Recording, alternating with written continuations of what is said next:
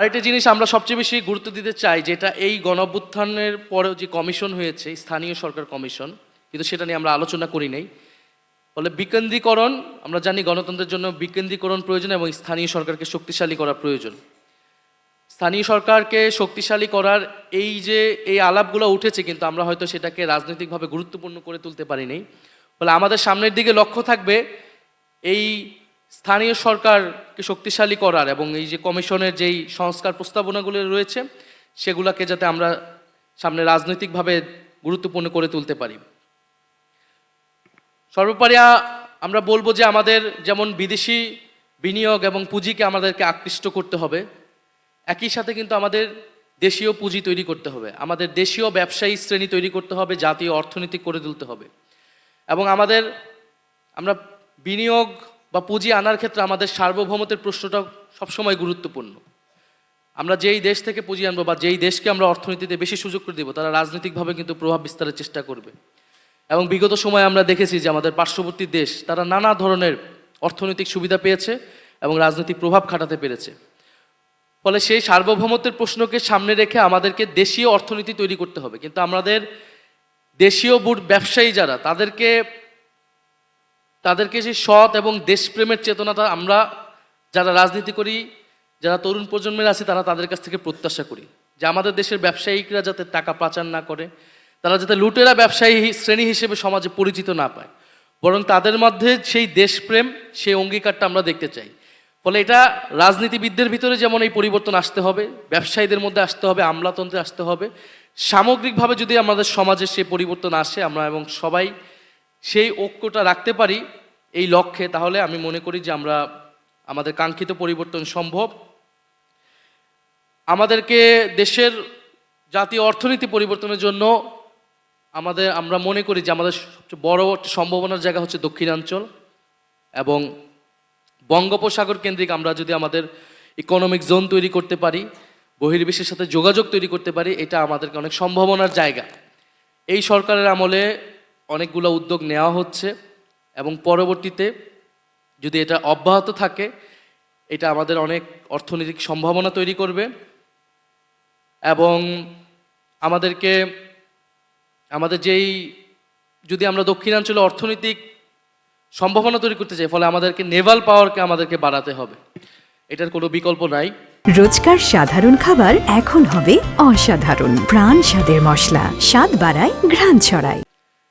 আমি যদি সামারি করি যে গণ অভ্যুত্থানের আকাঙ্ক্ষার অন্যতম স্লোগান ছিল বৈষম্যবিরোধী ছাত্র আন্দোলন বা বৈষম্যবিরোধী আন্দোলন।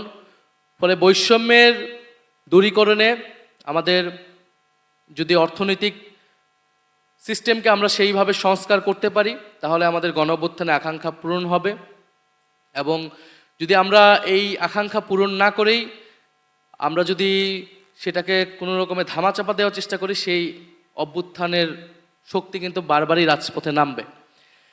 আমরা যদি আবারও দেখি যে আগামী আমলে নানা ধরনের দরবেশ তৈরি হচ্ছে, নানা ধরনের মাফিয়া শ্রেণী তৈরি হচ্ছে, তাহলে কিন্তু আমাদের অর্থনীতির কোনো পরিবর্তন হবে না। এবং বিগত আমলের যারা মাফিয়া রয়েছে তাদেরকে কিন্তু আমরা বিচারের আওতায় এখন আনতে পারি নাই। ফলে আমাদের জায়গা থেকে অবশ্যই এই অর্থনৈতিক বিচারের দাবিটা কিন্তু সামনে প্রমিনেন্ট আমরা করব। শুধুমাত্র এসালম, শুধুমাত্র সালমান এফ রহমান এরকম দু একজনকে ধরে আইওয়াশ দেওয়ার চেষ্টা আসলে করে লাভ নাই। এই সরকার করতে পারে নাই, কারণ এই সরকারের সেই রাজনৈতিক ব্যাকআপ ছিল না।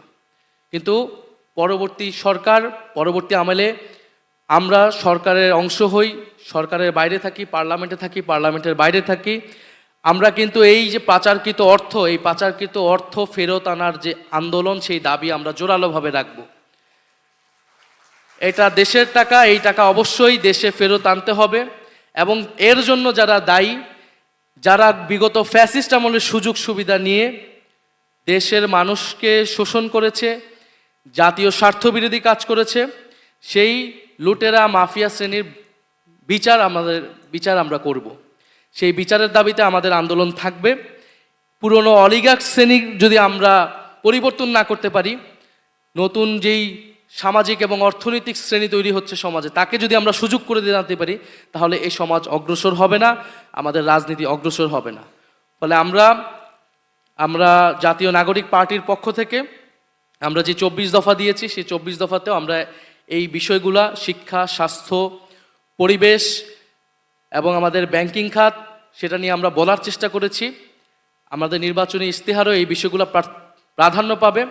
আমরা হয়তো এখন সামগ্রিক বিষয়ে বলবো না, কিন্তু আমরা যেই বিষয়গুলোকে গুরুত্ব দিব সেটা হচ্ছে তারুণ্য, তাদের কর্মসংস্থান, তাদের সৃজনশীলতাকে কাজে লাগানো, আমাদের নগরগুলোকে আমরা যাতে সজ্জিত করতে পারি এবং যেই পুরনো মাফিয়া শ্রেণী তাদের বিচার এবং পাচারকৃত অর্থ দেশে ফেরত আনা, এই বিষয়গুলোকে আমরা সামনে রেখে আমাদের আন্দোলন গড়ে তুলব।